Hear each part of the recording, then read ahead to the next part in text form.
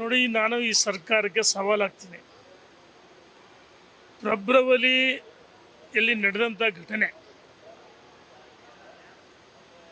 ನಂತರ 60 ದಿವಸಗಳಿಂದ ಕೇಸ್ ಕೊಡೋರು ಹೆಣ್ಮಗಳು, ಅಂದರೆ ರಾಜಕೀಯ ಪ್ರೇರಿತ ದೂರು. ಎಲ್ಲ ಒಂದು ಕಡೆ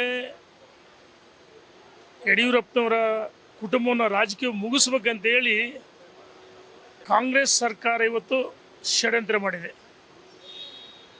ನಾನು ಮಾನ್ಯ ಮುಖ್ಯಮಂತ್ರಿಗಳಿಗೆ, ಸರ್ಕಾರಕ್ಕೆ ಮಾಧ್ಯಮ ಸ್ನೇಹಿತರ ಮುಖಾಂತರ ಬಹಿರಂಗವಾಗಿ ಸವಾಲಾಗ್ತೀನಿ. ಆ ಹೆಣ್ಣು ಮಗಳು ಮಮತಾ ಈಗ ಇಂದಿಲ್ಲ, ಸಾವನ್ನಪ್ಪಿದ್ದಾಳೆ. 53 ಜನರ ಮೇಲೆ ದೂರು ಕೊಡಿದ್ದಾರೆ. ಸ್ವತಃ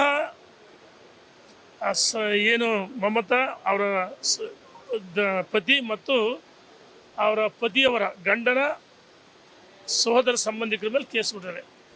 ತನ್ನ ಮಗಳ ಮೇಲೆ ಅತ್ಯಾಚಾರ ಮಾಡಿದರೆ ದೂರು ಕೊಟ್ಟಿದ್ರು.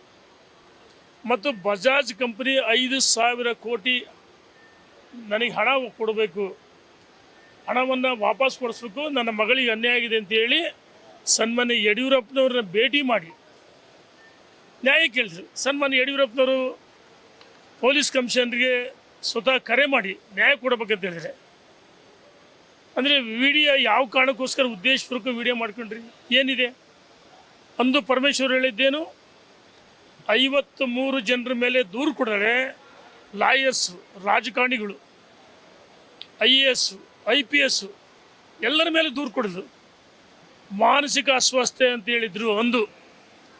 ನಿನ್ನೆ ಬೆಳಗ್ಗೆ ಹೇಳ್ತಾರೆ ಯಡಿಯೂರಪ್ಪನವರ ಬಂಧಿಸ್ಬೋದು ಅಂತ ಹೇಳ್ತಾರೆ.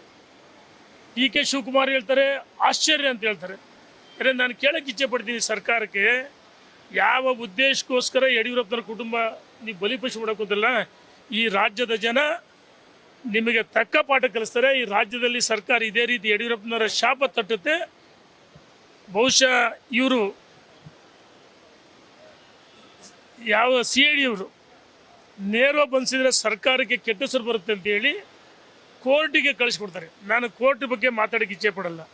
ಅಂದರೆ ಬಂಧನ ಯಾವ ರೀತಿ ಮಾಡಬೇಕು, ನೇರವಾಗಿ ಬಂಧಿಸಿದರೆ ಸರ್ಕಾರಕ್ಕೆ ಕೆಟ್ಟ ಹೆಸರು ಬರುತ್ತೆ ಅಂತೇಳಿ.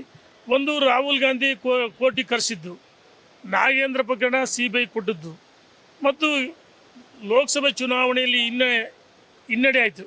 ಈ 3 ಕಾರಣಕ್ಕೆ ದುರುದ್ದೇಶಪೂರ್ವಕವಾಗಿ ರಾಜಕೀಯ ಪ್ರೇರಿತ ಕೇಸನ್ನು ಹಾಕಿದರೆ ಯಾರು ದಾರಿಲಿ ಬೀದಿರಲ್ಲಿ ಹೋದ ಕೇಸ್ ಕೊಟ್ಟರೆ ಈ ದೂರ ಗೆದ್ಕೊಳ್ತಾರೆ. ಆಯ್ತು, 52 ಜನರನ್ನು ಯಾಕೆ ವಿಚಾರಣೆಗೆ ಒಳಪಡಿಸಲಿಲ್ಲ?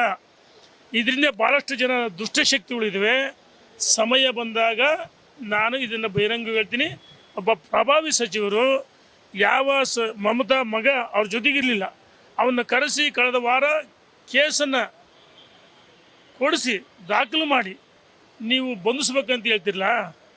ನಿಮಗೆ ನಿನ್ನೆ ಕೋರ್ಟು ಚೀಮಾರಿ ಹಾಕಿದೆ.